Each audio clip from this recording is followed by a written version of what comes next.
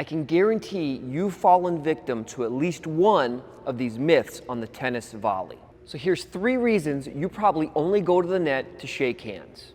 Here's a myth.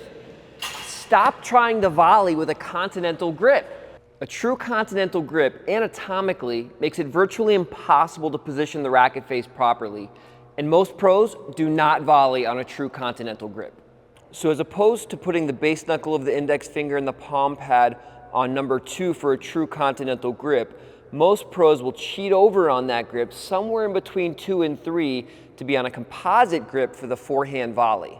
Now this might not seem very significant to you, but watch how going from a true continental and just repositioning that slight grip change gets that racket face much more to the ball and allows for a firmer, flatter volley. Now you can hit your backhand volley with a continental grip, but since most pros don't play on a true continental grip on their forehand volley, that means you actually can change grips up at the net. One way pros do this is just to float the grip, where they don't really commit to any grip, the hand is loose and open with the racket centered, and they kind of just adjust the grip as they see the volley come in. Now this can sometimes just take the form of the bottom palm pad simply adjusting, which within itself has a pretty big impact on the racket face angle. So what this means for recreational players is that if pros have time to make a grip change up at the net, you have time to make a full grip change.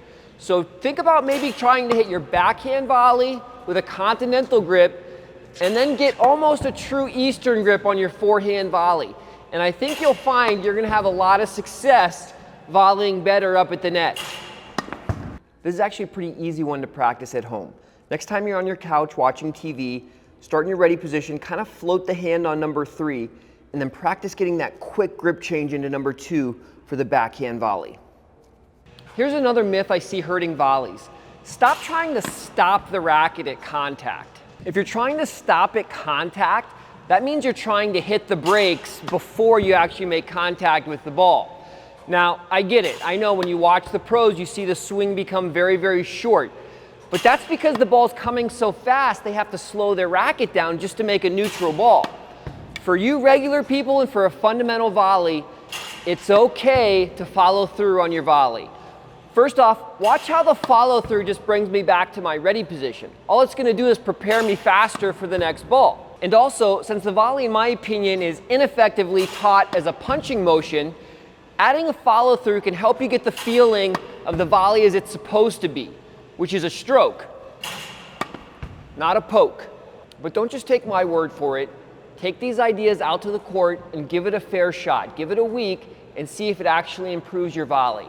I think you'll find that it does. And thanks for watching the video. And please, if you do find value, consider subscribing, liking, and leave a comment if you have any questions.